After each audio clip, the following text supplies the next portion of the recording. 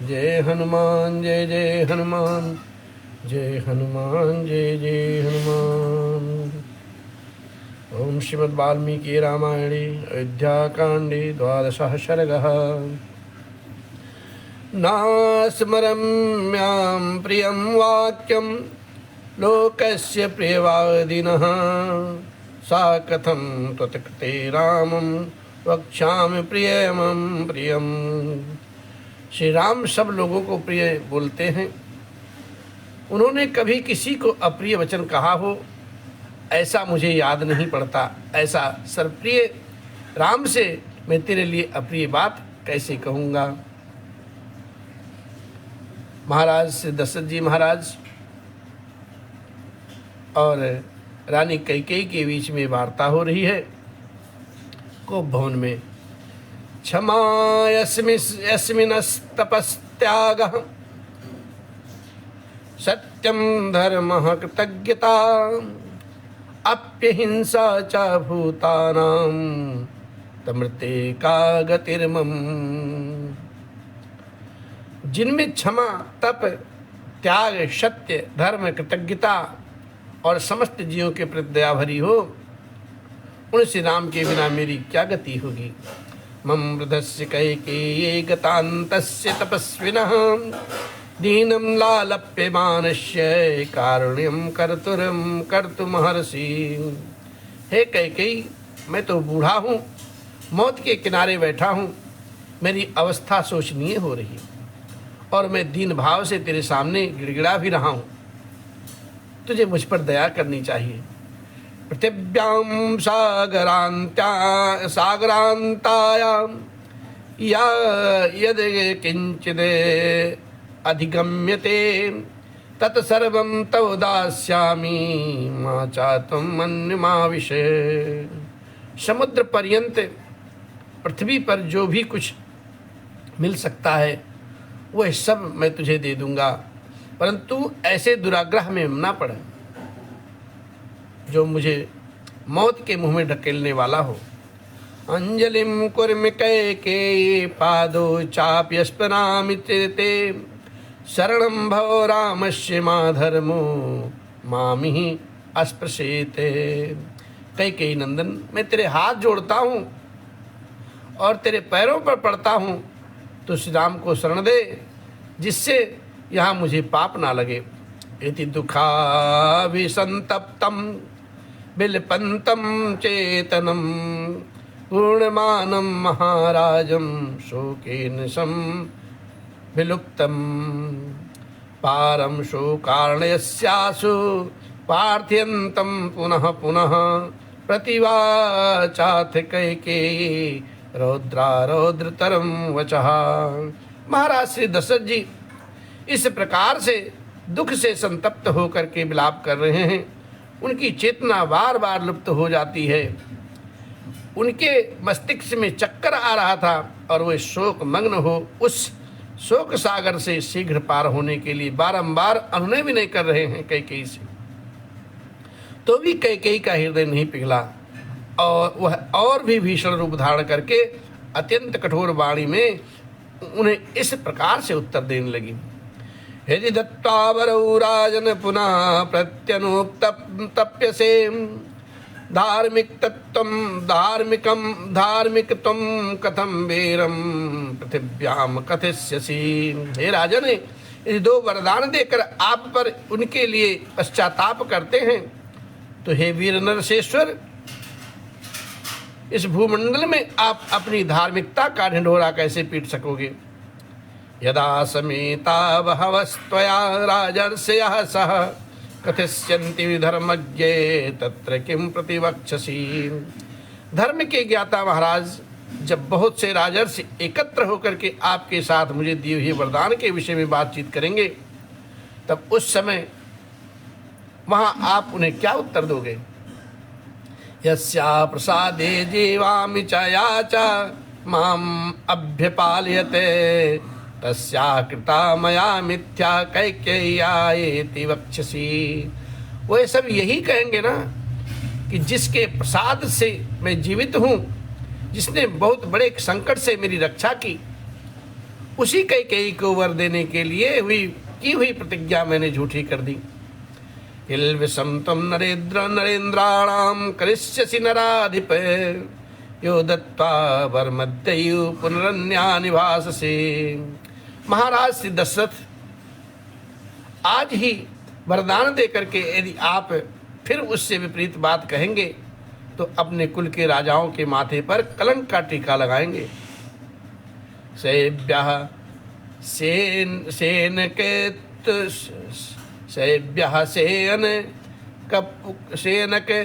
होती ये स्वयं संपक्षिणो ददौ अलकश्चक्षुषी दत्वा जगाम गतिमुत्तमाम।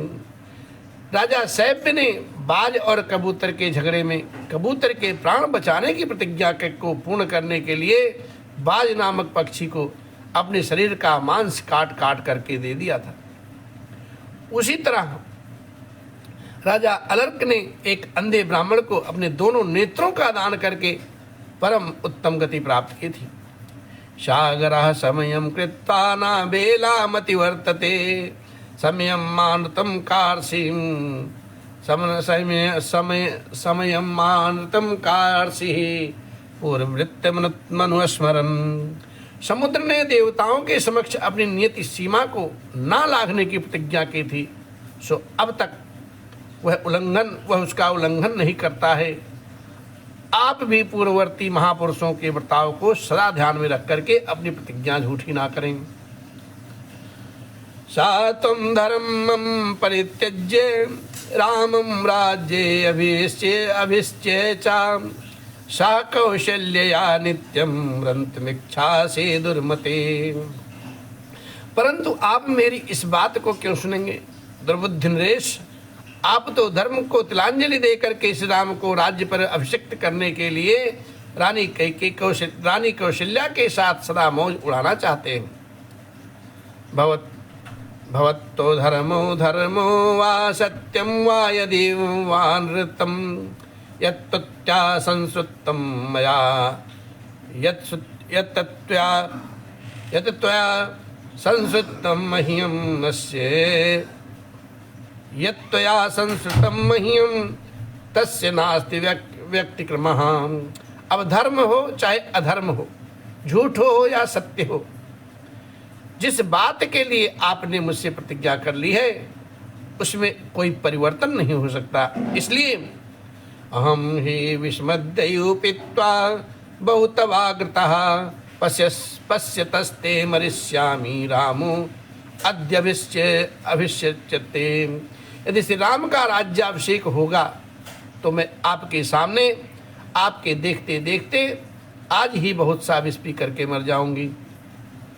एकाहमपि पश्येयं यद्यहं राम मातरम अंजलिं प्रतिगृहन्तीं श्रेयो ननु मृतिर्मम। यदि मैं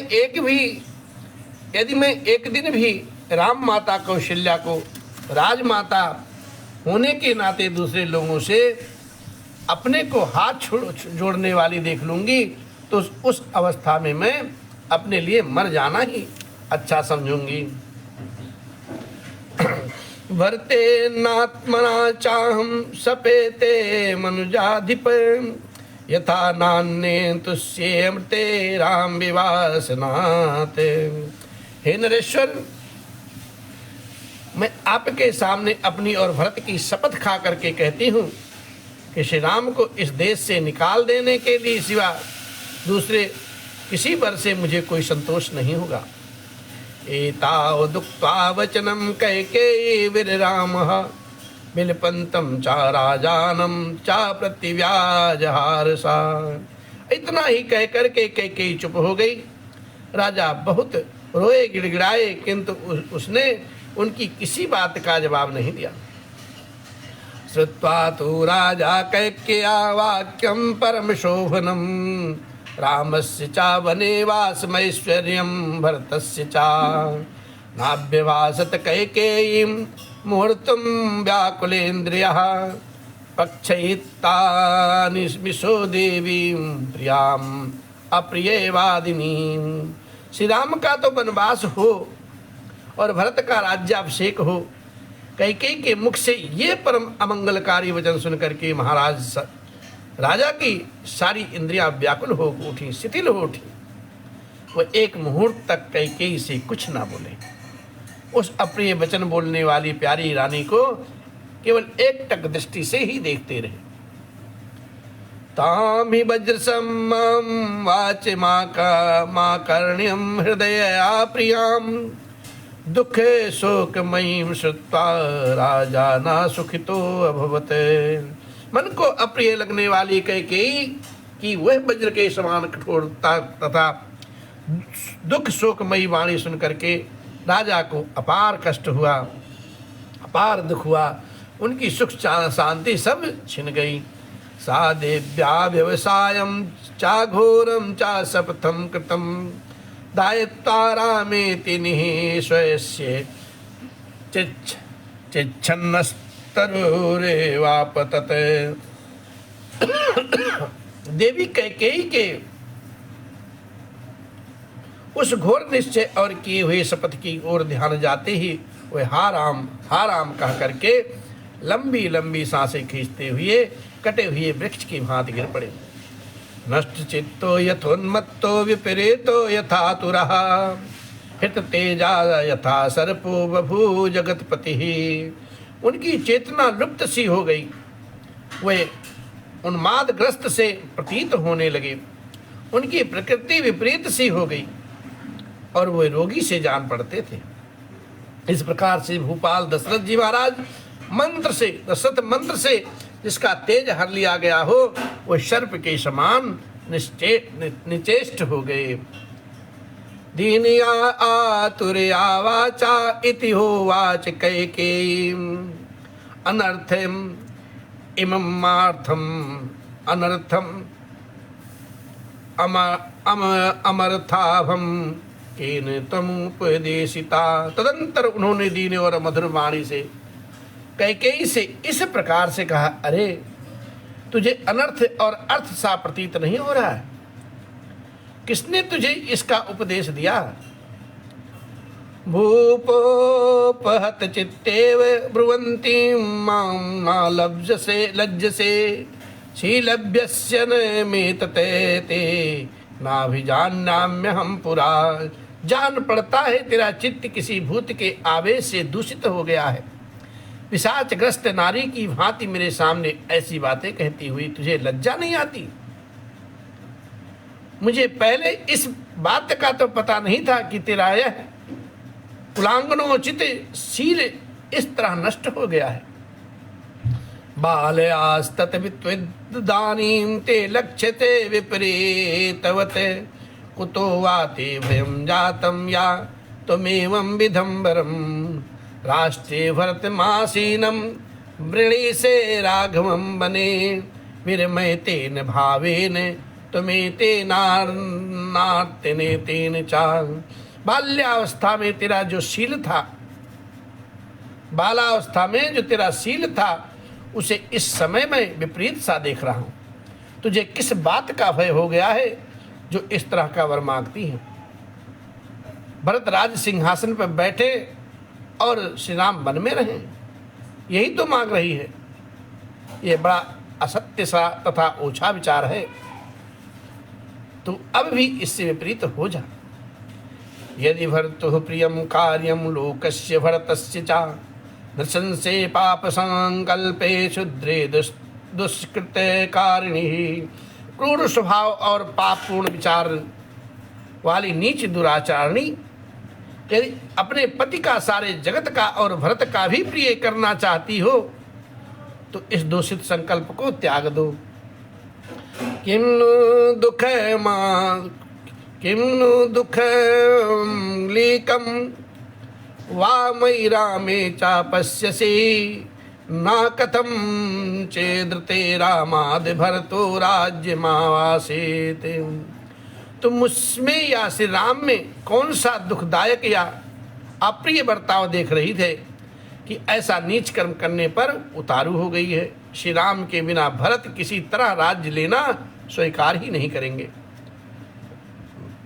रामादपि ही तम मन्ये धर्म तो बलवत्तरम कथम द्रक्ष्यामि रामस्य वनं गच्छेत भासिते मुखवर्णं विवर्णातुं